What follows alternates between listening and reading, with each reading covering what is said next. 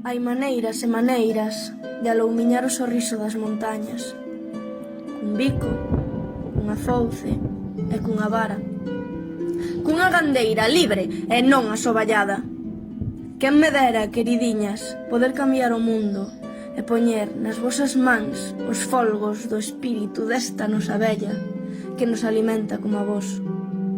Hai maneiras de agarimar a alma, coidando das vaquiñas, dos porcos e da vida que nos dá a nosa terra.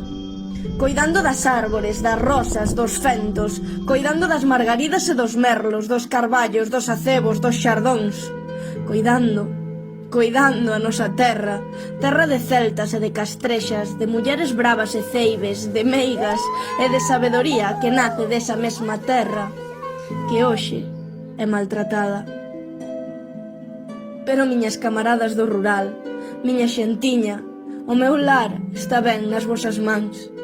Cada vez que marcho meu corazón creva en mil anacos ata que lembro que vos, sí, vos, seguiredes nel, coidando e agarimando tanto como a min. Gandeiriñas, que sería deste país de labregas sen vos? Galiza, ti que choras cando cantas, ti que és fogar dos mortos e paraíso dos vivos, ti és o meu verdadeiro amor. Sinto as túas raíces no meu peito, o teu falar nos meus beizos, as túas árbores nos meus ollos, o teu vento rozar as miñas pernas. Galiza, déboche a miña identidade, a miña forma de vivir, de ser e de sentir. Déboche a miña cultura, a miña familia, o meu lume, a miña lareira. Déboche todo aquilo que teño, que sinto e que, por suposto, perdo.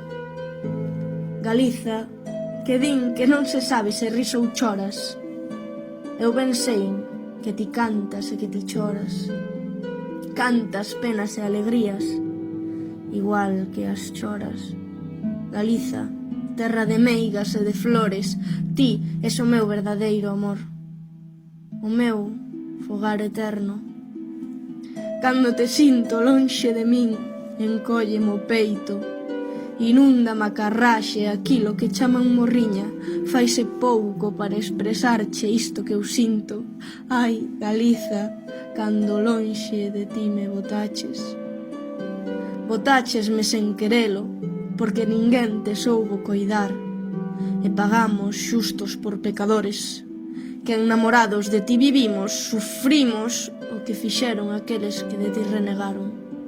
Galiza, por ti morrerei en paz, xunto a un dos teus carballos, loitando pola túa libertad. Unha terusa, unha gru. Unha gru, Ai, antes era isto todo, É o que che dicíamos, nós, cando íbamos para as feiras, cando salíamos da misa, dicíamos, a que hora marchamos? Às 4:30 ou às 4. Bueno, pois a primeira que sale que bota unha gru. Ocupábamos unha gru, a sentíamos en Marán, nas abellas, en campos, e dicían, vamos, que salen as do couto.